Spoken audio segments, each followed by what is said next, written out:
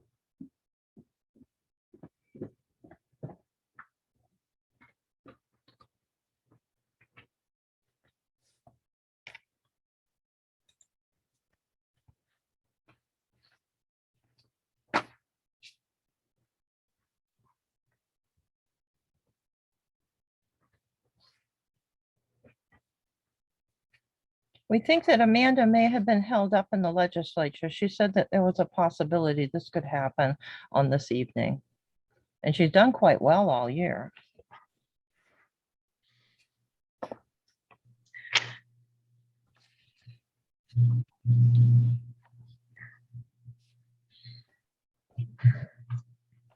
Okay, so since Amanda isn't here, we'll just get started and then maybe she'll be able to finish up her meetings down there and then join us remotely.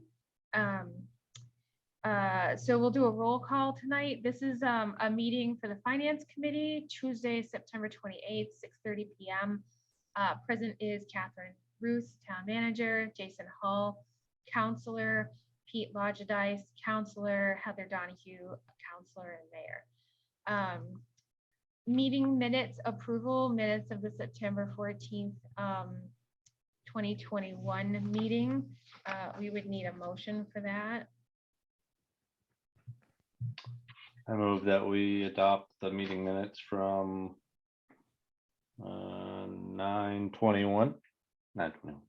All right, I'll second that. And Jason, did you see anything in there that needed to be adjusted in any way? I actually just had one question on one of the items that the police department brought up, and I was actually talking to my brother about some of that stuff, and I was wondering, are they on patrol while they're eating lunch, or do they have time to actually take a break and have their lunch? Mhm.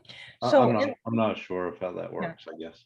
So they are paid for their patrol time and they patrol from when they get here to when they leave. They do have breaks, but the breaks are not at any set time. If a call comes in during when they're eating, they will go to the call. Right, sure. Well, I only know about the past, and they would, the officers would come in and heat up things here. There were several of them that always did that. Others would go get something to eat. But if a call comes in, then they have to leave for the call, and they always do. Right, okay, okay. Yeah, it's some, oh, yeah, okay. It's I not just like they're wanted- not allowed to eat. You know, What's it's that? not like- No, well, no, I was just, I was just wondering, if they're always out patrolling, then yeah, I could see them stopping in to say, hey, Robinson, and grabbing 2 slices of pizza and kind of eating on the go.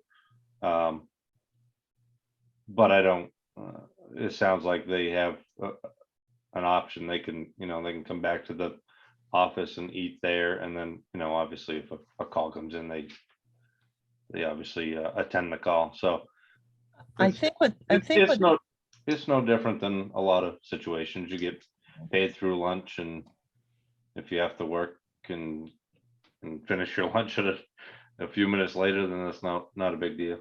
I think what some may do now, because we have so many new police officers, I think they just eat in the vehicle, basically. Yeah, sure. Which, Yeah, it's similar to the transfer station, although they don't get calls out, but they, by their schedule and how they're set up, they will sit down and eat, but then they run out to help the customers. right, because there always has to be 2 tenants at the, Yes, yeah. right, exactly. Yeah. sure. Okay, I just wanted to understand that a little more. That was really the only thing I was kind of curious about. But yeah, beyond that, it looked fine. Okay.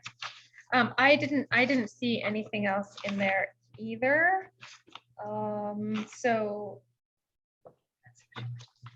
we'll go ahead and, Catherine, do we have a valid vote if there's only 2 of us, or do we need to wait until our next meeting to actually approve? No, two is a majority of 3. And Okay. so those were the meeting minutes of September 14th. So if there's a Oh, motion and second, and there's 2 of you and you agree, you can go forward and we would do a roll call. Okay, so let's call the roll on approving the minutes for 9/14/2021. Jason, what say you? Aye. And I say aye as well, so that will pass. Second item on here, or third, signing paperwork. There's expense warrants that are available, and I believe everybody has signed them except for Mike. Was the only signature that I noticed today that was missing. So there should be enough there to issue the checks and everything, Catherine. Yes, and Amanda was going to come in if she could this evening and sign too. But Okay, yeah. that was the other, one of them she signed and the other one was waiting. Correct. It was just one, there was one signature missing on one of the older one, and then there was 2 signatures missing on the current. Exactly. So those should be all set. And then water sewer commitment book will be coming out soon. Yes. So we don't have that this evening. Under regular business, we can review the August 2021 financials, the grants, and then the 2022 budget process. So you can lead us through that, Catherine. Thank you. I'll be very brief. In your package that came electronically, you have a copy of the financials. I also put those in your package. So the financials for August 31st, 2021, which were to be forwarded to you, includes the budget, expenditure, revenue, collections, excise tax, state revenue sharing, and then some of the accounts that people have been interested in the past, the economic development, housing revolving loan program, tax increment financing, the Pittsfield Future account, which is our very large endowment, basically, that came back, monies that came back from the main purse, which is so fortunate as we're able to use these funds for 2 of the large capital loans that we got for payments. And so you have a variety of reports, and I'll just be quick in that we are through 66.67% of the budget for August 2021. And for the municipal budget only, we have spent 52.6%. Of the municipal water and sewer, we have spent 48.6%. And usually the numbers for water and sewer, when they're added into the municipality, are less because everything runs 2 to 3 months later on water sewer because of the billing. And the expenses run later too. So the next report is the revenues. And the revenues, again, we're through 66.67 or 7%, so 66.7% of the budget, and the collections are at 67.1%. So right online for the first time in many, many years, and that is because of the state revenue sharing having been approved by the governor and the legislature to go up to close to what it used to be before it got cut several years ago because of the economy and other reasons. So the state revenue sharing is coming in very nicely, and so that is boosting up the town's revenues. When we consider in the water, sewer, and the town revenues or municipal revenues, we are at 58.8% of collection. So that is good. And again, bolstered up by state revenue sharing. And then the rest of the reports are self-explanatory. I wanted to know under the grants before the town, we've all heard about this at the town council meetings to keep everybody up to date on all the grant projects that we have and all the new grant projects that we have. I did do for several people a computation of the airport grants because I was asked to do this. And then I thought, well, this is quite nifty. We should do this. The Pittsfield Airport is an economic engine for the town. And so a lot of different business owners have airplanes at the facility, fly in and out. And then there are a number of people who have recreational pursuits that come in town that do business also. And a couple of people that are considering moving their business here. And then some of the people that are flying in are very interested in the new hangar. So going through the history of the airport grant since 2003, which is the first one that we got in many years. And that was an interesting one. Up to 2017, we had received $6,132,000 of airport funding. And this is FAA federal funding and state funding. The town had either a 5% match or a 2.5% match. And then now, sometimes we have a 0% match. But at that time, up to 2017, it was always 2.5 to 5%, depending on what years we were in and what the rules were. So these were all the projects on the runway, all the way up to everything that was safety orientated. And then in 2019 to 20, into 21, we have for the airport hangar and taxi lane grants, including the engineering and the stormwater controls. And the stormwater controls actually worked out perfectly because we had a severe drainage issue underneath the runway and the apron, especially with a massive culvert that was running under the site put in the 1950s. And so this had broke open eventually and was replaced by the federal funding because the airport hangar is going in the general vicinity of where this problem was. So this took care of two issues at the same time. This is where all the water flows through the town and then heads across the apron and the runway to get down into the boggy areas where it drains out. So we were very fortunate to get all these. And so our total is, when we count in the construction for the permitting, the stormwater controls, and the engineering, on top of the $1.5 million airport grant, is a project that totals $2,033,401. So we're extremely fortunate. The town has put in and listed in all the paperwork that we put through the council a 5% match, but some of the grants will be 0, some will be 5. The taxiway we know is 0. We would think that if the legislation is changed next year, then the hangar will be at 5%, but it may be at 0%. No one knows until we get to next year. We'll find out. So we're very fortunate, but when we put it through the council, we wanted to make sure we had enough money in the reserve account, which we do, because local funding for all of this is $75,350, and we do have those funds. We also have the $30,000 that we received for the crack sealing at the airport. And there's another $32,000 that we need to agree to and download by November 30th. So we're still working on an interpretation of what operations actually means under the American Rescue Plan. Because if operations can mean crack sealing, this can take care of another area of the airport that has been identified by the fixed base operator and airport manager. It will only be a certain percentage of the funding, but an important part. So there are some other cracks that should be taken care of. And then there's another airport COVID grant out there, which we haven't gotten near yet because we want to do these one at a time, and the deadline's like a couple of years from now. So I had to do up a report for interested parties, and I thought this is very interesting. So I did that up for the council too. So thank you. So we're I still know, waiting I for wish them- I wish we could get those monies for the roads. Are we still waiting for them to decide what operations are eligible under the ARPA?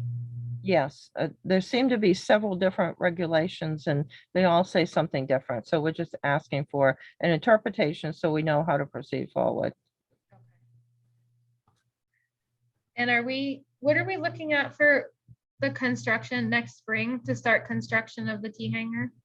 It's most likely the actual hangar will get ordered during the winter.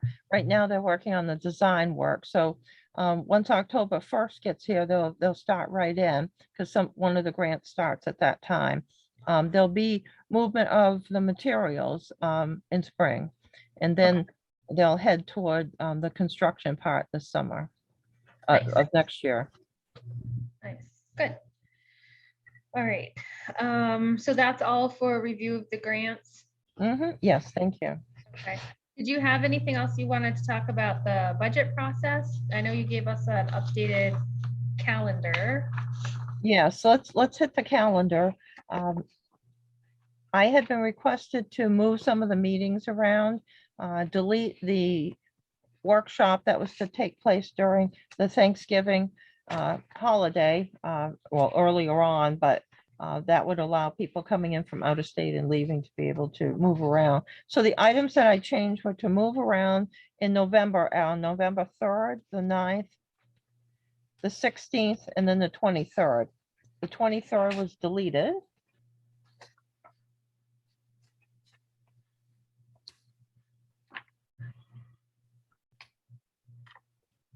I tried to line up the meetings so that on the days that we had council meetings, the less complex budgets were arranged.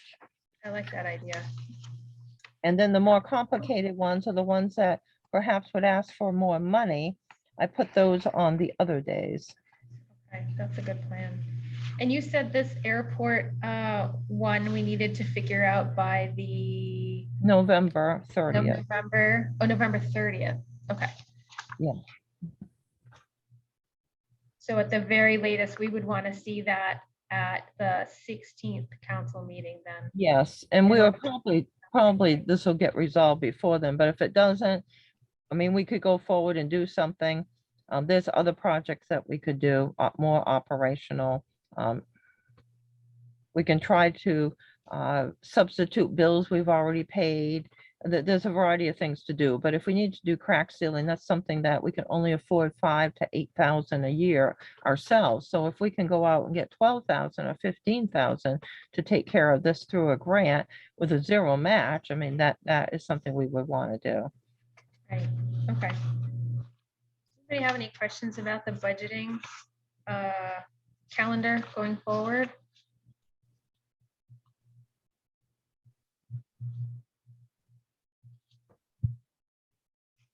Is the Parks and Rec, are they having regular meetings now or just meeting as needed? I'm sorry, I didn't hear the first part of Sorry, that. the Parks and Rec committee, are they having, do they have a regular meeting like the recycling is always the third Wednesday? Do they have a regular meeting or are they meeting once or twice a month or? So they took a break for a while because of all the activities taking place, but they were meeting regularly once a month. And their meetings by their schedules have changed the dates a bit. So they meet as needed. So they recently had a meeting last week and they're talking about the budget. So they are working on that. Okay, And are they Parks gonna and be, are they gonna be including recommendations for the buildings and dealing with the Pinnacle and those kind of long-term issues that need to be decided? They are working on this, but I'm not sure you'll have everything that you would like by, um, right off. Yeah, likely they'll make the deadlines for the meetings. Um, And do we, I know one thing that was of concern was the condition of the snack shack down at Hawthorne Park. Is that something that the buildings and grounds, like Donnie and the Public Works would do an evaluation of that building and make some recommendations for us? Just so we can do some budgeting around that and have that be a good functional spot, as far as the bathrooms and the kitchen space for using during games and whatnot. So we did leave this to the Parks and Recreation Committee. So they're gonna be working on that, or is that something they're not gonna get to? Or you I don't- think that they'll get to it, but we didn't have it for the inclusion in the budget process, but I know they are working on figures. Okay. And as far as the issue with the Pinnacle and operations there, are they also addressing that? Or is that gonna have any budgetary impacts for us based on decisions they're gonna make? They are working on the Pinnacle too, and made progress, with the leaseor. Okay. Do you think that's gonna have budgetary impacts? Either This- insurance wise or operations or maintenance or anything like that? This year, I don't think it will. Next winter, it may, if the properties are signed over to the town. This is Okay. something we have to work our way through to find out, we don't want to call up the insurance company and say, come up and inspect us. And we want to have this done when we have our plan in effect, so that we can try it out and see how it would work. And then contact the insurance company and have them come up, once we have a plan that people agree to. Okay, all right, so we'll look forward to getting that. And we're not reviewing recreation until November anyway, so that gives them over like a whole month to, I thought we'd be fine. yeah. And if we needed to, we could always push that one off to the last council workshop and maybe move water sewer up or something, depending on how that would work, because that's the one, that's the meeting that's right after the council meeting though. So we'll play that by ear. Yes, and I did get agreement from all of our associates to their attendance to that particular meeting. On the 9th? Yes. Okay. Pete and Jason, do you have any questions about the budget calendar, what's getting covered when and whatnot? No, I think I'm good with the plan set forward. The only thing, is it possible going forward? I know everybody's really busy, getting these things, the documents to review maybe a little sooner. I know you're super busy. I understand that. It's just tough to review the same day as a meeting or a day before a meeting, that's all. No, I understand, and I'm tired of working all these nights to get the No, document. I understand. So, I'm not, We all understand, yes. yeah, yeah. And, I'm just trying to do, we're all trying to do our best, but, this is the first time I've ever gone through this stuff, so I'm trying to do it, due diligence and figure some of this stuff out. I know you said some of this stuff's, self-explanatory, but I don't think I've come across that yet. Oh, on the budget documents, you do not have to approve them whatsoever. If you have any questions or would like to meet, we can go over how they're all set Yeah. up and everything. Okay. So those are just for your background. I do the sign off on them so that they've been reconciled and that I'm responsible for them. And I put the percentages in because we, on the expenditures don't have just our budget in there. We have tons of special revenue accounts, all of these grants. So if you took the bottom line and the percentages, you would think different things were going on than the municipal budget. So that's why I do the special reconciliation spreadsheet. Besides the fact it helps me reconcile everything, but it also shows you what's going on with the budget, so you know exactly what's going on. And then we've got all of these other revenues and grants so that they're taken out for this one part, so you know exactly where you are at the budget. So Right. anytime you want to meet, we can go over those, but I'm signing off on them. You don't have to approve them or anything. No, I understand. I'm not a finance major, so I. You I don't want to be. No, no, I didn't go to school for that, but, yeah, no, that was kind of the only thing. And then, one other thing that a resident had brought up was that beta, what was it called? Beta something revenue or, Betty, Betty, yeah, the Betty Betty. revenue, the business enterprise. Yeah, Mhm. yeah, is that a document we have Business back? tax. That and the annual audit, I was curious if those are online or accessible. Yep, those can be made accessible. For the Betty, we should have anybody that's interested meet with the assessor and go over that. Betty consistently changes. Our auditors are familiar with it. We had an auditor, the last couple auditors we had before this group, one of them wrote the regulations for Betty. So they were extra knowledgeable on all of that. And Betty changes quite a bit too. So there's a Betty and a Better. And so anybody that's interested in that, and I had noted that I would set up a meeting with the assessors. I just haven't seen them because they had a line of people for the last 2 times they've been here. Once before the citizen asked for it, and then since then. And so I'm thinking that next week it should slow down. This always happens with the tax bills and everything. And then we'll have a presentation from the auditors on the audit. They do that every year. Oh, The auditors are running behind because the audits for towns were not done in person. And so we found for myself, it takes 9 times in my estimations on the amount of work that's involved. It's so much easier when you take all your documents down, all your books, all the records, all the postings, you line them all up, and they can go through them all rather than sending them into a portal that may or may not work, that they download and move the documents around. And there were just so many questions, and they're so far behind on the audits and everything. But yes, they have to get caught up a bit, and then they'll come and speak with us. Oh, okay. All right, thanks. That's all I You're was curious about. Catherine, did they give you any time frame yet on when that could be happening? I mean, I imagine we would want to build it into our calendar over the I next. know, no time frame as of yet, but we are working on it.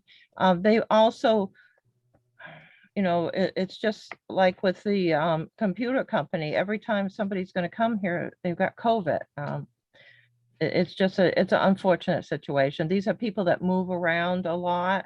And things do happen. So as soon as I have a date, I'll let you know, because we do have to build it in because it takes up considerable time at the meeting. Right, right. The other question I had, do you know if they're also planning on doing the 2021 in the remote fashion, or if they will come back and do it in person? I would hope in person. I've asked about that. It takes so little time. I always thought it took a lot of time, but now I know how much time it really can take. So we would want it done remote here at the Pittsfield Town Office, and they can be down in the council chambers, and one of us will bring things down and do this. It'll be so much easier. I would think that if we could give them a secure room to work in where they would have minimal interaction with Correct. staff, Yes, then it would be an attractive way to do it. it would be. Because it seems like yes. this is just, Mhm. I mean, we're talking about finishing the 2020 audit and we're looking at October of 2021, so. Mhm. Oh, I agree. Yes. I know that there was a lot of tipation of the staff to have any contractors in the building. That has somewhat abated with changes. So we'll do the best that we can. But yes, one person would go downstairs with all the documents. We pile everything up ahead of time. We can work on the computers with them and talk. And we could do a Zoom even if we had to make people more comfortable. But yes, I would want it here. It will be so much easier and quicker. I think that's a great way to do that. And I would personally, I would think it would be great if the council would sign a letter of requests to do that, just because it would alleviate so much work from the staff, as well as it would get our audit to us in a more timely manner than it is this year. This does not seem like good customer service on their part not to have this done already. COVID. Yeah, I feel very bad for them because every audit has taken so much longer. I can't even imagine doing that all day long. Yeah. So, but if you think it helps to have the council request that and the finance committee can request it, then I would certainly be on board for that to kind of streamline things for staff.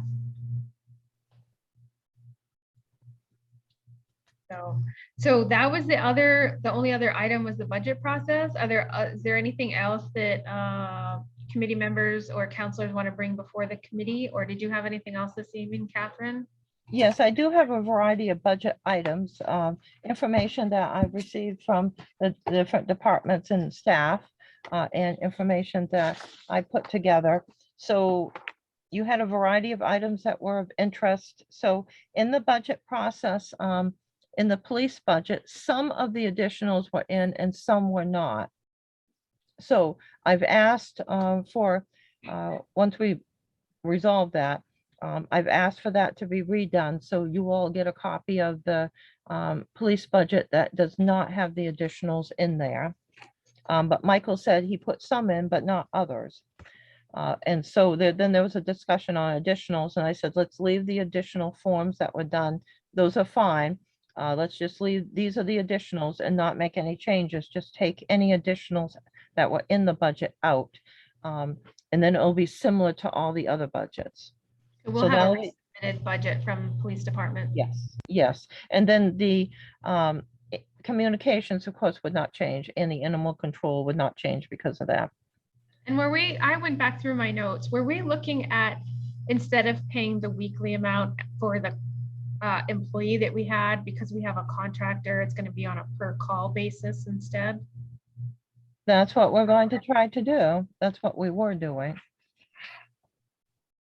But yes, that was going to be what we were trying to do. I mean, when it's an independent contractor, you know, their experience with the animals, I mean, I understand why we tried to put the ACO and a patrol position together. It was to try to save money, but take care of issues. So instead of an ACO having to be called in, the officer could go take care of things. And that we thought the officers would spend less time dealing with the animals. It would just be one officer that would deal with most of the animals. But with the, you know, difficulties hiring for any position now, it seems, this may not be as attractive as just a patrol officer, which doesn't seem to be attractive either. Right. And do we have parameters around like what animals are transported and those types of things? I know there was a chicken issue. There would which be is no not an chick- animal you usually bring to the vet. No, ACO is for domestic animals, which is dogs and cats. It's not for chickens or porcupines. And, you know, we get calls on a lot of things, but there are people that are certified. Donnie has a certification that, to remove animals that people don't want, has a special name. There's a number of people in town that have that certification. They go out and trap these other animals that, you know, can cause havoc at your house. You know, and they take care of them as a service that they do. Oh, yeah. A lot of those other animals would probably fall under the main warden service or something along those lines. Animal abatement license or certification, animal abatement.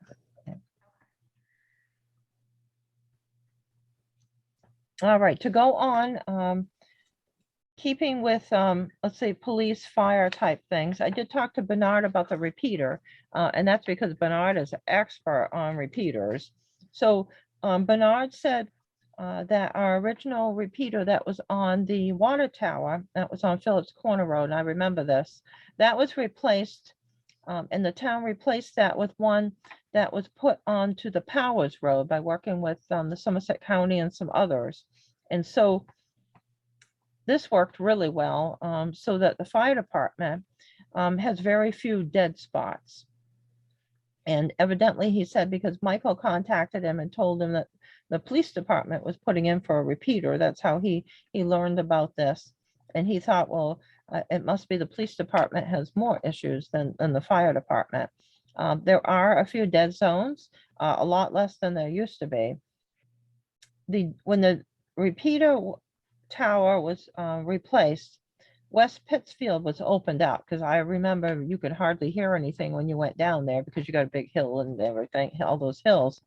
So that open area was opened up so that they could get their telecommunications work well. And also it opened up the area by the hospital. Again, that was an area that was high up. And so they gained that. There are dead zones on Route 100 and Snake Root Road.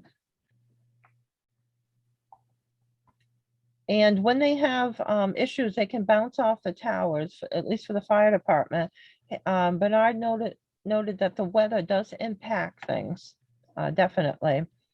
And there are just several spots that they have issues with. He noted that both Canaan and Heartland picked up a lot of area that they could have good communications in that was lost to the Somerset Sheriff's Office and to Canaan and Heartland Fire Department before. So they did really well off that repeater being changed. And this is a project that was worked on with Somerset County. But I was in charge of our participation in that. He did that and did a great job. It was zero cost to the town. So we'll get some more information on the repeater. As I noted, Bernard is an expert on repeaters.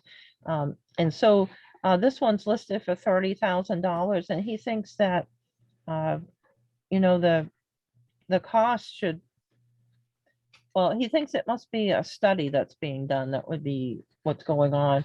So we'll get more information. I asked for a breakdown, so we'll get that. Catherine, can I just ask a question about that one?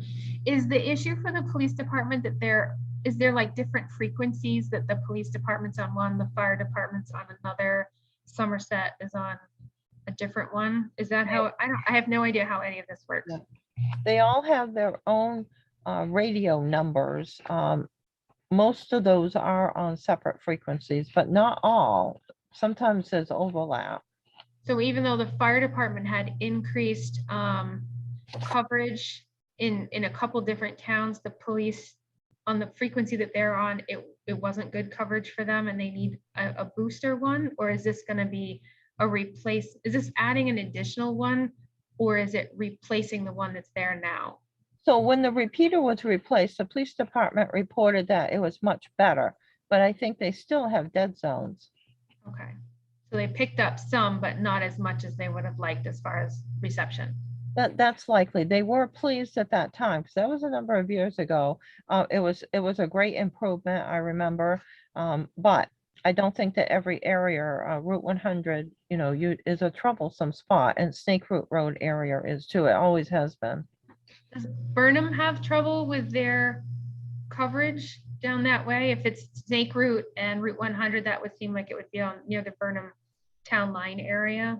I think we need a lot more information on this. And Bernard indicated that he thought that, you know, maybe they think they can get a grant for this. So if we approved funding for it, would that be able to be used for match for a grant of some kind? Like, could we get a stronger repeater, like a more powerful repeater that would cover those other areas? Or is it strictly a geographic type of impedance to having the coverage? So I have limited knowledge in this area. Bernard is the expert, but when one repeater covers an area and then you hook up and put another repeater in, it has to work so that when the signal goes out, it goes to the repeater that will give you the best signal. So they have to be coordinated, and sometimes that would be the issue that would cost some money. Okay. So is the information coming from Bernard or from the police department through their? I think we're gonna need a united effort here. They're gonna have to work together on it. All right, so continuing on here, Thank you. we talked about lease payments. I went to the Maine Municipal Bond Bank site and their nice lease payment arrangement is gone. So you can't go in to just get all of the different estimates we would get before. So I contacted several banks and they are sending me an estimate of what the interest rate would be on certain proposals for the $60,000 3/4 ton truck. I asked for a 2 and 3 year lease. And for the larger fire truck, I asked for a 5 through 8 year lease. So we get some options on what the cost would be. I'm sorry, So you that- said a 5 to 8 year lease for the fire truck? Yes, for, excuse me, What I'm was- sorry. That is for the larger truck. I'm sorry. I started thinking we'd need a lot longer one than that for the fire truck. For the fire truck, I've got to do that separately. We would be unable to use any of the bank financing programs for the fire truck. We would have to go straight to the fire truck industry to get that quotation. The banks can run a lease purchase program, but it has to be for smaller amounts.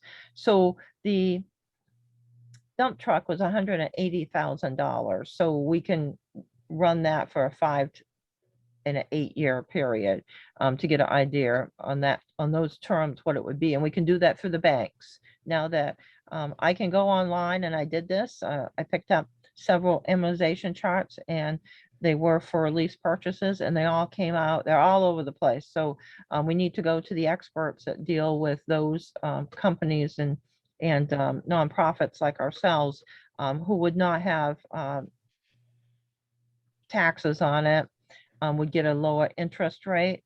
So we've got to go to the banks now that the Maine Municipal Bond Bank does not have that program. So we'll get some quotations from that. I met with Donnie about the Public Works budget. He feels comfortable with the amount he has in the budget for sand because they are going to have a large stockpile left after this winter. We're going to get the entire 3,500 yards and stockpile it with 2 piles. There's another loading area that's being built. That area up back with the little road that they're building will be our secondary pile. It will not have salt put in it so that we don't waste salt if we don't use it and don't have clumping and everything. So they'll use the first pile and then have the ability to go down back if they have to. And down back isn't that far. So we'll get all the salt. So he's all the salt and sand that we need, especially the sand that is needed for public safety. And then in the budget, we can leave the lower figures. Donnie is comfortable with the rest of his budget. He thinks that we will get by nicely. And we went over all of the road work that's been done, which is quite impressive here. And then some items and projects for the future. So we're getting a lot of work done, which is very good. So on the second pile of sand, if the idea is that we're going to have this stockpile that will last more than a year, do we need to cover that? I mean, we've had all of these heavy rain events, and I would worry about erosion on the pile if we have repeated, if it's there for over a year or more. Yeah, they didn't think so. And we don't have to worry about salt runoff. Well, one, because we're by the water and that seems to make us a category 5, which means that we never had to get a sand salt shed because we were not polluting. Although that seems contradictory, but those are the state regulations. And I had another community like that too. The sand pile is right by the river and we didn't have to get, build a building for 200 or 300,000. No grants were available to us to build a building, even though we wanted to. And so the salt went off into the river and, it's kind of crazy. So we don't have to worry about the salt because we're not going to put it in that pile. Yeah. And so they felt comfortable getting the sand. Okay. So going on to the remainder of the Public Works budget, we went over the amount for the dump truck, and we want to make sure that we have enough for a sander, a plow, and a wing. That would be the backup for the other trucks in case they broke down. So Donnie is going to go back. That was an older figure that they used. I thought it was kind of low. I figured it'd be around 200,000.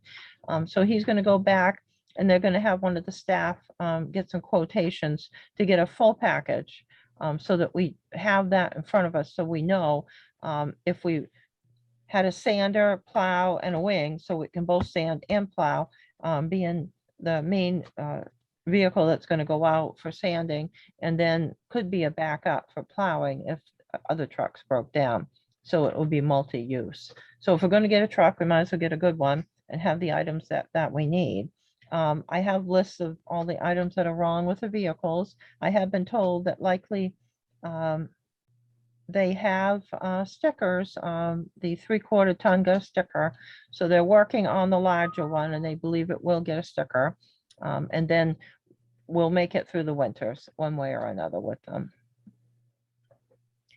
Remember, we have talented mechanics here. We'll do the best that we can. But we should bid out at least the 3/4, once we get into the new budget year, because it does have significant problems. I guess it's rusted through pretty bad underneath.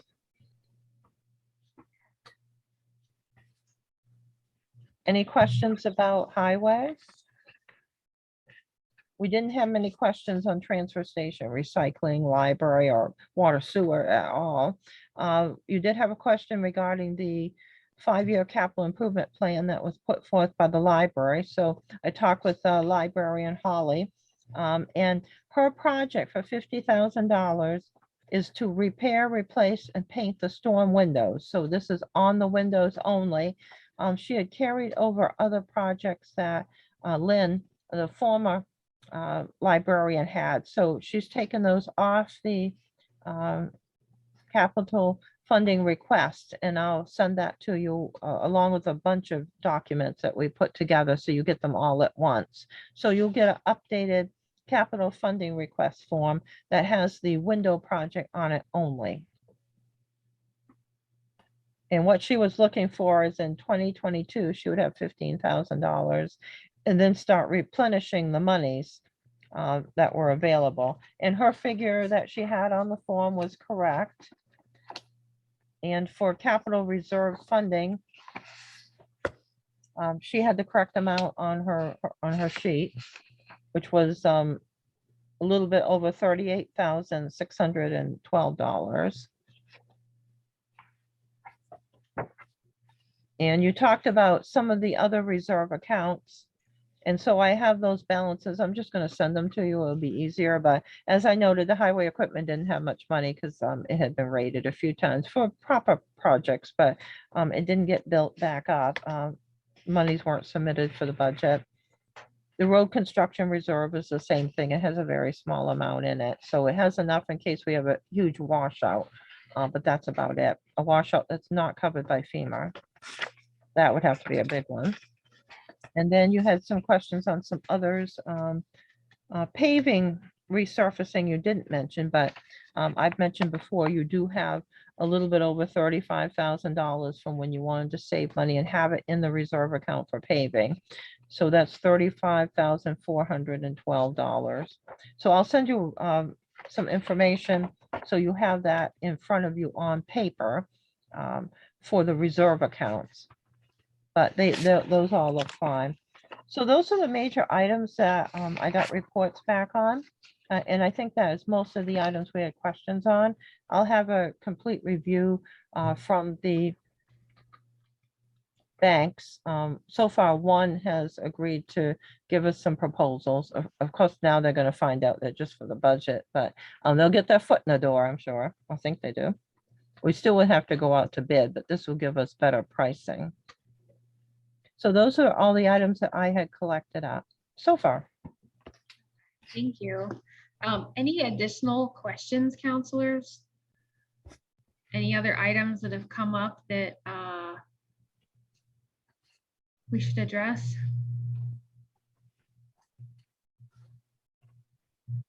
One thing that I saw in my notes from the last meeting, Catherine, was we had talked about the different priorities as the council as a whole reviewed the items and the budgeting and kind of talked about goals. That meeting that we had, that first kind of kickoff budgeting workshop, we reviewed the comprehensive plan.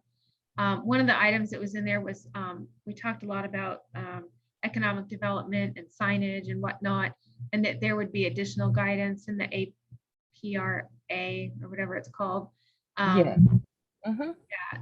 Was there any more delineated rules about what that can be used for yet as far as economic development, or are we still waiting for clarification on those items as well? I haven't found economic development items. It's economic development somewhat indirectly by the categories that they're choosing, but the economic development that is in all the ARPA documents that I've seen so far with the priorities is geared directly to the businesses as more than what the state of Maine had for their payback program and everything to help out the businesses. So it's geared toward helping the businesses, geared toward COVID testing and items like that, recovery items. A major document just came out from the state of Maine about helping with the childcare centers. And so I think things will continue to come out. We just need to keep on top of them to find out where there'll be grant monies available for certain things. All right, well, that was my last question. Does anybody else have any other questions before we adjourn? I will have signage estimates. I have some now, but I need more. And of course, we've talked about the industrial park sign, which has been a bit frustrating because the original parties that put the sign together closed their business. And then the one that we hired to fix the signs closed their business. And then the one that put up the new signs several years ago have closed their business. And so we don't have any businesses here in town that do the signing now. So we are looking around for a reliable company that can do signs that will actually climb up and do all that so that they do everything. If Public Works, if we got to a jam, Public Works could go up there and put the signs, but we prefer that a sign company do it to make sure that the signs stay up there and that it's done properly and everything fits together. I mean, that is a huge sign. So we want to leave the sign up there because you could never get a sign like that again, you know, in any town now. There's a Yankee sign, is it Yankee Sign Works that's over in Skowhegan? I know they do manufacturing, like Miller's Signs and Graphics in Newport. They don't do installations anymore. Mhm. They do fabrication.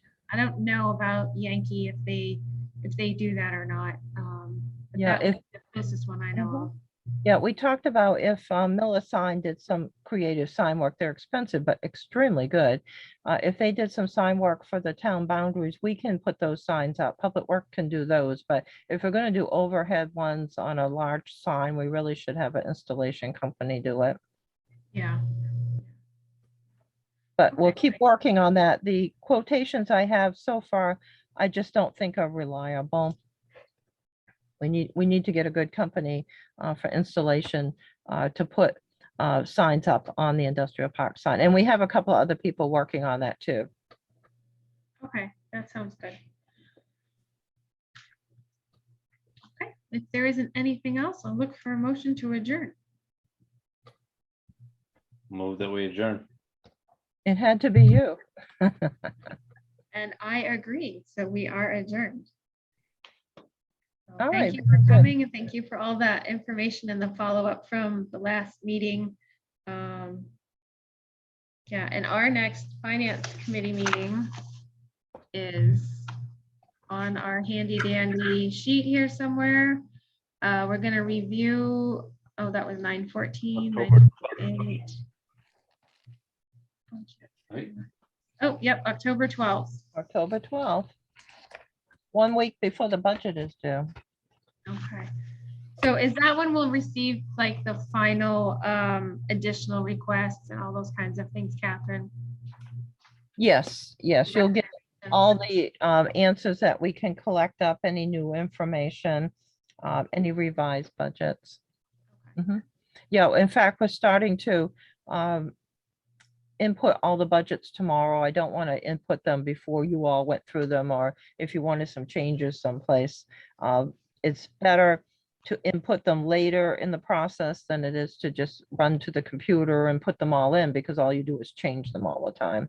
So the staff are going to start that tomorrow. All right. Well, thank you, everyone. Great. Thank you guys. so much. Good evening. Have a nice evening. Thank you.